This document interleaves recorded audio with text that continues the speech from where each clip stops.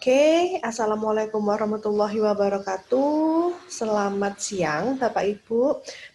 Bapak Ibu, ngapunten, saya tidak bisa mengisi materi secara langsung karena mohon maaf sebelumnya karena saya ada kepentingan yang tidak bisa ditinggalkan, jadi ada bentrok dengan kegiatan lain.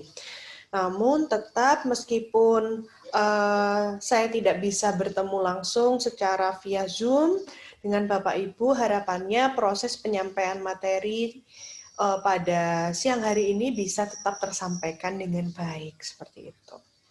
Oke, pada siang hari ini kita akan membahas, jadi saya akan menjabarkan tentang GBI critical. Jadi intinya adalah bagaimana kita bisa mengkritisi sebuah penelitian atau mungkin Bapak Ibu mengenal istilahnya namanya artikel jurnal seperti itu. Nah, kalau kita membahas tentang artikel jurnal, maka kita akan berbicara tentang yang namanya penelitian. Nah, kalau kita berbicara tentang penelitian, maka ini pasti akan fokus atau masuk pada mata kuliah metodologi penelitian yang sudah Bapak Ibu terima. Nah, di dalam mata kuliah metodologi penelitian, pasti sudah dijabarkan bahwa penelitian itu memiliki beberapa jenis desain penelitian, beberapa jenis penelitian, desainnya. Nah, yang berbentuk eksperimental atau berbentuk perlakuan dan dia dikatakan sebagai level penelitian tertinggi, itu kita kenal dengan istilah penelitian secara acak atau randomized control trial atau kita sebut sebagai RCT. Nah, RCT, kenapa RCT dianggap sebagai level tertinggi pada sebuah penelitian? Khususnya penelitian-penelitian yang berbentuk eksperimental. Alasannya adalah untuk membuat sebuah desain yang berbentuk randomized control trial itu benar-benar dilakukan pengacakan sehingga subjek penelitian itu tidak menyadari dia masuk dalam kelompok perlakuan atau kelompok eksperimen atau hanya sebagai kontrol. Artinya di sini nanti hasil yang muncul itu adalah murni atau benar-benar real. Nah, itulah kenapa alasannya randomized control trial dikatakan sebagai level tertinggi dalam desain penelitian. Nah, itu tadi sedikit tentang randomized control trial. Sekarang kita akan bahas tentang JBI Critical Appraisal. Apa itu JBI Critical Appraisal? Critical Appraisal itu adalah proses menilai atau mengkritik sebuah hasil penelitian. Jadi, untuk menilai sebuah penelitian itu bagus atau tidak, perlu untuk dilakukan yang namanya critical appraisal ini. Nah, tujuannya apa? Tujuannya adalah untuk menilai kualitas metodologi sebuah penelitian untuk membahas kemungkinan bias. Nah, jadi kalau kita berbicara tentang sebuah penelitian, sebenarnya yang patut dikritisi itu bukan hasilnya, tapi yang bisa dikritisi itu apakah metodologinya atau prosedurnya sudah benar atau belum. Jadi bagus atau tidaknya sebuah penelitian itu bukan hasilnya, tetapi bagaimana proses, bagaimana metodologi di dalamnya. Nah, kalau sebuah penelitian sudah dilakukan yang namanya kritisi, harapannya hasilnya itu sudah pasti atau tidak bias atau tidak membingungkan. Seperti itu. Nah, idealnya sebuah artikel jurnal itu bisa dikritisi oleh 2 orang. Dan orang yang mengkritisi jurnal, artikel, itu kita sebut sebagai reviewer. Nah, seorang reviewer tadi, dia akan menginformasikan dan menginterpretasikan hasil penelitiannya. Seperti itu. Jadi, ini adalah ilmu baru, Bapak Ibu.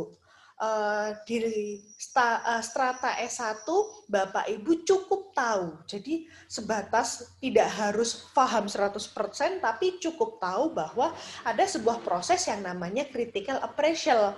Oh, jadi kalau Bapak Ibu nanti membaca sebuah artikel jurnal penelitian, Bapak Ibu bisa memahami, oh ini penelitian yang berbobot, yang ini kurang berbobot. Kurangnya apa? Oh, yang ini dikatakan berbobot kenapa? Nah, seperti itu. Jadi itu pentingnya kenapa untuk kesehatan strata S1 khususnya keperawatan di sini penting untuk belajar yang namanya critical appraisal. Nah, desain randomized control trial merupakan desain penelitian yang paling sering dikritisi. Kenapa? Seperti saya sampaikan tadi, karena level tertinggi dari sebuah penelitian itu adalah bentuknya randomized control trial. Nah, desain penelitian randomized control trial merupakan jenis penelitian di mana subjek dari sebuah populasi dikelompokkan ke dalam secara acak dalam grup. Ada 2 grup. Mungkin di metodologi penelitian sudah dijelaskan, jadi saya tinggal mereview sedikit. Jadi kalau kita bicara tentang randomized, pasti ada 2 kelompok. Kelompok yang pertama adalah kelompok perlakuan dan yang kedua adalah kelompok kontrol. Nah, si subjek dia kadang-kadang tidak boleh menyadari dia mau dimasukkan ke kelompok intervensi atau mau dimasukkan ke kelompok kontrol untuk menerima atau tidak menerima sebuah intervensi atau sebuah perlakuan. Nah, tujuan penelitian yang berdesain randomized control trial ini biasanya digunakan untuk mengetahui efektivitas suatu terapi atau obat tertentu. Jadi kalau desain yang digunakan untuk mendapatkan mendapatkan hasil yang bagus atau hasil yang akurat, maka desain penelitian yang biasanya digunakan baik di laboratorium maupun penelitian-penelitian perlakuan itu desainnya adalah randomized control trial ini. Seperti itu. Nah, untuk bisa mengkritisi sebuah jurnal, Bapak Ibu, jadi ini penting. Jadi untuk bisa mengkritisi sebuah jurnal, Bapak Ibu, ada sebuah format yang kita sebut sebagai format kritisi jurnal. Formatnya adalah PICO, PICO. Jadi format PICO ini akan membantu Bapak Ibu dalam meringkas atau merangkum isi dari sebuah jurnal. Nanti kita akan coba. Nah, jadi kalau untuk merangkum atau mengkritisi jurnal, itu ada judul artikel, kemudian ada tahun, ada nama penulis, dan juga ada poin P, I, C, dan O. Jadi kalau format PICO itu ada 4. P yang pertama itu adalah populasi, patient, atau problem. Jadi artinya apa di sini? Kita cari di dalam artikel jurnal tadi, siapa subjek penelitiannya? Pasienkah atau masyarakat? Kemudian usianya berapa yang dijadikan responden? Karakteristik respondennya seperti apa? Nah, permasalahannya apa? Seperti itu. Itu poin yang pertama, uraiannya. Jadi uraiannya di sini dari artikel jurnal, Bapak Ibu mendapatkan hasil apa. Kemudian yang kedua adalah intervensi. Intervensi ini maksudnya apa? Intervensi ini maksudnya adalah intervensi atau perlakuan apa yang diberikan kepada subjek penelitian di dalam artikel jurnal tersebut. Itu Bapak Ibu bisa tuliskan di sini. Kemudian yang ketiga adalah comparison atau ada atau tidak kelompok kontrol atau kelompok perbandingan di dalam artikel jurnal itu. Khususnya pada desain penelitian RCT, maka ini pasti ada. Nah, yang di sini yang Bapak Ibu tuliskan adalah ada berapa kelompok di sana. Seperti itu. Dan yang terakhir, yang keempat adalah outcome. Outcome adalah bagaimana hasil dari penelitian ini. Oke, sekarang kita coba untuk mengkritisi atau merangkum jurnal menggunakan format PICO. Jadi saya sudah menyiapkan satu buah jurnal. Sebentar lagi kita akan coba untuk mengerjakan ini bersama-sama. Jadi saya punya contohnya, oke.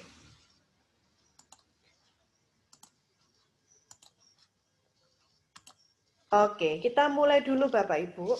Jadi saya punya sebuah artikel jurnal dengan judul Aromaterapi lavender dalam upaya menurunkan nausea dan vomiting pasien kanker payudara yang menjalani kemoterapi di Rumah Sakit Umum Daerah Dr. Sutomo, Surabaya. Kalau dari format Pico, nomor 1 yang harus Bapak Ibu lihat itu adalah judul artikel. Jadi Bapak Ibu bisa tuliskan di sini judulnya apa. Kemudian yang kedua adalah tahun. Nah, artikel jurnal yang baik itu tidak boleh lebih dari 5 tahun. Jadi kalau ini tahun 2020, maka jurnal yang baik adalah maksimal tahun 2016. Paling jelek tahun 2016. Nah, kita lihat di sini, oh 2019, berarti masih bagus. Kemudian nama penulisnya. Nah, biasanya sebuah artikel jurnal tidak ditulis oleh hanya satu orang. Pada jurnal ini ditulis ada 3 penulis di situ, maka 3-3-nya dituliskan di sini. Seperti itu. Ini untuk identitas dari jurnal itu sendiri. Kemudian, kalau Bapak Ibu melihat sebuah artikel jurnal, pasti akan ada abstrak di situ, Bapak Ibu. Abstrak ini apa? Abstrak ini bisa dikatakan sebagai rangkuman singkat dari isi artikel jurnalnya. Jadi, untuk bisa melihat secara cepat apa sih isi dari sebuah artikel jurnal, kita cukup membaca dari yang namanya abstraknya. Oke, sekarang kita coba untuk membaca Pico-nya. Kita mulai dari P yang pertama, population, patient, and problem. Kita cari siapa subjek penelitian. Nah, kalau untuk mencari sebuah subjek penelitian, maka Bapak Ibu bisa mencarinya di sini, di bahan dan metode. Nah, oke, kita cari di sini, kita baca. Siapakah subjek penelitian di sini? Nah, ini ketahuan.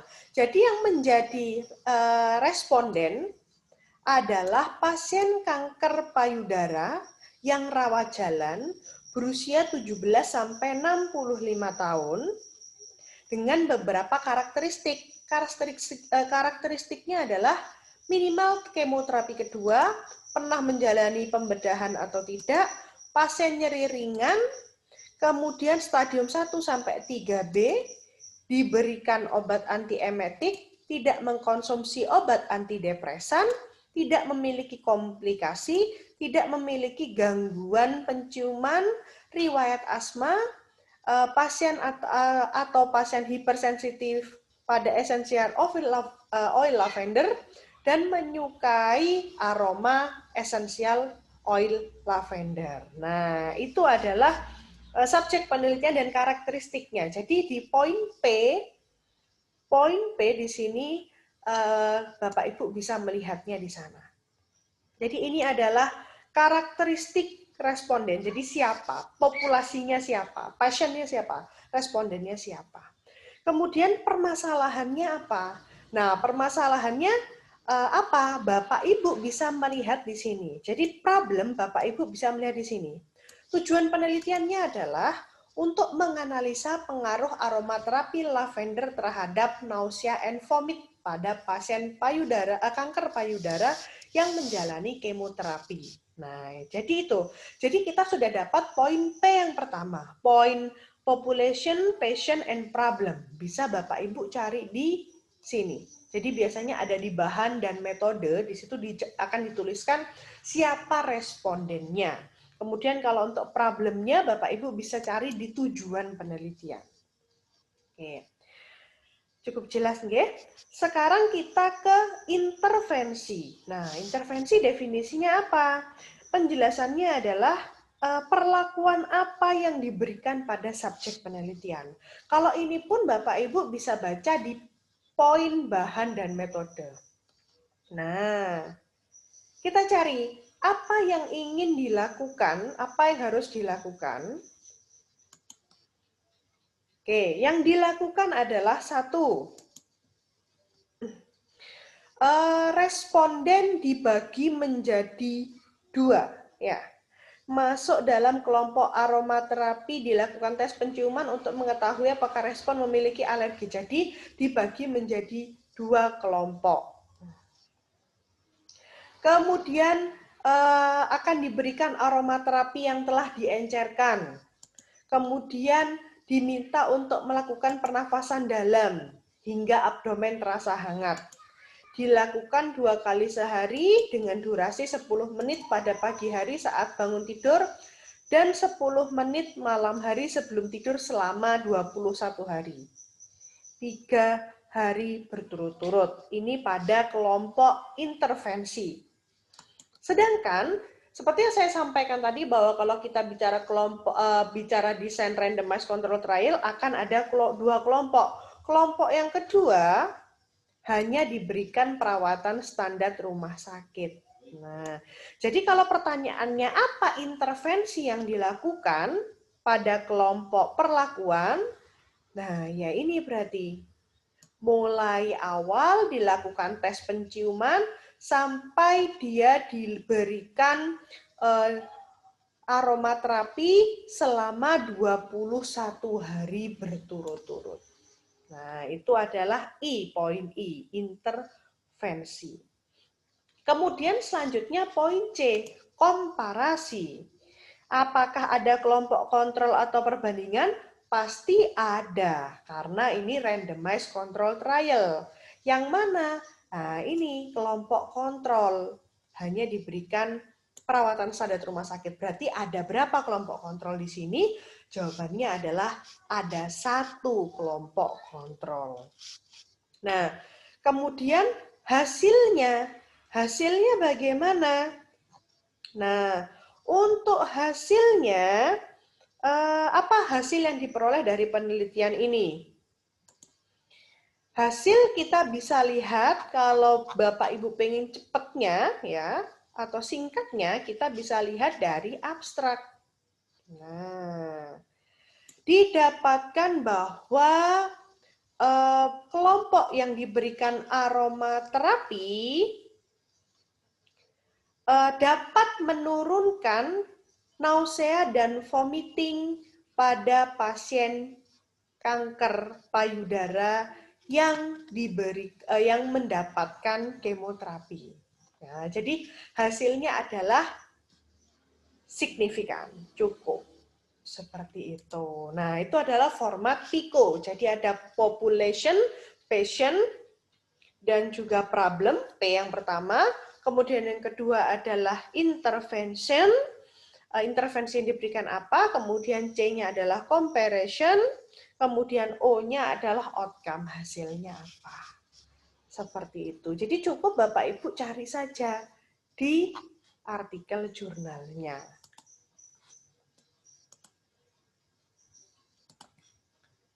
Nah, kalau yang ini adalah mengkritisi jurnal atau dengan cara format merangkum PICO. Selanjutnya adalah bagaimana untuk mengkritisi, kita bisa mengkritisi critical appraisal tool for RCT khusus pada desain randomized. Nah, kalau yang ini kita bekerja sebagai seorang reviewer, jadi pura-pura kita sebagai reviewer. Kalau kita mau mereview sebuah desain penelitian khususnya yang RCT Bapak Ibu, itu ada 6 indikator yang harus kita perhatikan. Nah, akan saya jelaskan satu-satu di sini. Yang pertama, apakah benar sudah dilakukan pengacakan pada pemilihan subjek penelitian baik di kelompok intervensi maupun kontrol? Apabila iya, di artikel dijawab seperti itu, ya dijawab iya. Apabila tidak ada, ya dijawab tidak ada. Kalau tidak jelas atau nggak jelas, ya dijawab tidak jelas. Kemudian, apakah pengalokasian subjek penelitian pada masing-masing kelompok dirahasiakan? Kalau pada desain RCT, proses pengelompokan subjek penelitian yang mana dimasukkan ke kelompok perlakuan, yang mana dimasukkan ke dalam kelompok kontrol itu ya harus dirahasiakan. Artinya responden tidak boleh tahu dia masuk dalam kelompok yang mana. Nah, nanti kita cari di artikelnya. Kemudian yang ketiga, apakah kelompok intervensi dan kontrol memiliki karakteristik serupa pada awal? Nah, yang baik Ya, yang bagus penelitian itu baik kelompok intervensi dan kontrol sama-sama memiliki kriteria inklusi, eksklusi atau karakteristik responden yang sama. Jadi tidak boleh berbeda di sini. Seperti itu. Nah, kemudian yang keempat, apakah subjek penelitian buta terhadap intervensi yang diberikan? Jadi mereka nggak ngerti apa yang akan diberikan sebelumnya. Jadi benar-benar tahu setelah diinform konsen dan langsung diberikan. Jadi tidak ada bocoran sebelumnya. Kemudian yang kelima, apakah kelompok intervensi tidak memperoleh perlakuan lain selain perlakuan yang telah disiapkan? Jadi kalau dalam sebuah penelitian perlakuan yang baik, yang namanya kelompok perlakuan tidak boleh mendapatkan perlakuan lain selain yang memang sudah disiapkan. Yang berarti memang kalau itu ada perubahan pada hasil, itu adalah dampak atau hasil dari terapi yang memang diberikan untuk menghindari hasil yang bias seperti itu. Kemudian yang keenam, apakah hasil diukur dengan cara yang sama pada kedua kelompok? Kalau yang ini kita tinggal lihat dari uji statistikanya. Nah, seperti itu. Oke, sekarang kita coba cari jawabannya ini, semua 6 ini, sesuai dengan artikel yang kita punya.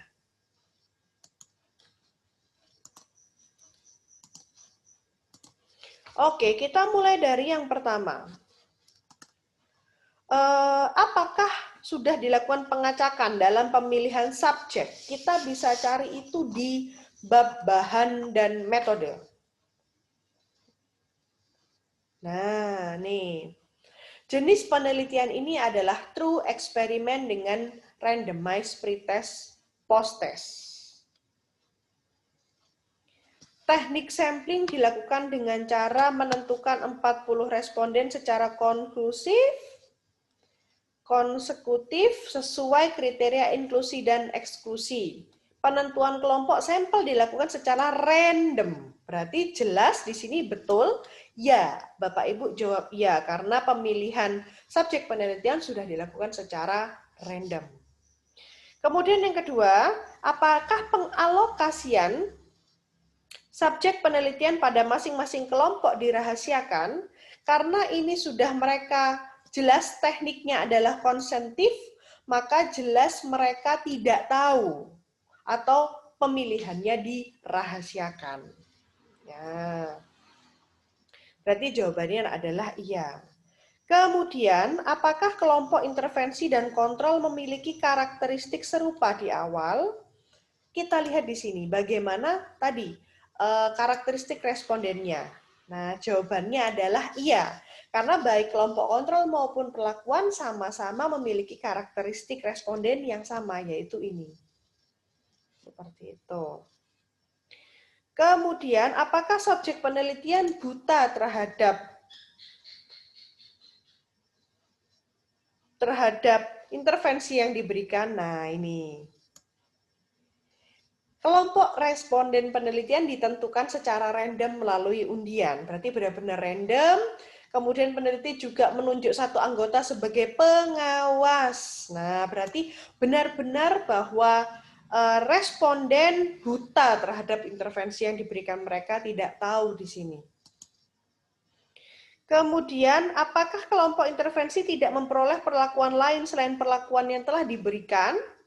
Responden masuk dalam sebuah kelompok dan langsung dilakukan tes penciuman dan langsung dilanjutkan dengan pemberian aromaterapi selama 21 hari dengan durasi 2 kali sehari masing-masing 10 menit. Apakah ada intervensi lain di sini selain yang sesuai direncanakan? Jawabannya adalah tidak ada. Karena hanya itu saja intervensi atau terapi yang diberikan. Berarti jawabannya adalah ya. Apakah hasil diukur dengan cara yang sama pada kedua kelompok? Kita lihat di sini. Apakah post-testnya dilakukan dengan cara yang sama? Nah, kita cari di sini. Nah, kedua kelompok dilakukan uji Pearty test. dan dilanjutkan uji independen tes. Artinya baik kelompok kontrol maupun kelompok perlakuan dilakukan tes atau analisa dengan program yang sama, dengan tujuan yang sama. Maka jawabannya adalah iya. Artinya di sini Bapak Ibu, dari 6 indikator critical appraisal for RCT, untuk RCT, pada jurnal, artikel jurnal ini memenuhi syarat semua. Karena keenam-enamnya sudah tercantum semua di dalam jurnal tersebut. Maka bisa dikatakan jurnal ini cukup kredibel atau cukup baik digunakan sebagai literatur dalam penelitian selanjutnya. Nah, itulah pentingnya kita bisa melakukan yang namanya critical appraisal, seperti itu. Nah, penjelasan lebih panjangnya atau lebih lengkapnya, Bapak Ibu bisa melihatnya di sini. Seperti yang saya sampaikan tadi ada di sini. Nah, itu saja materi yang bisa saya berikan Bapak Ibu pada siang hari ini.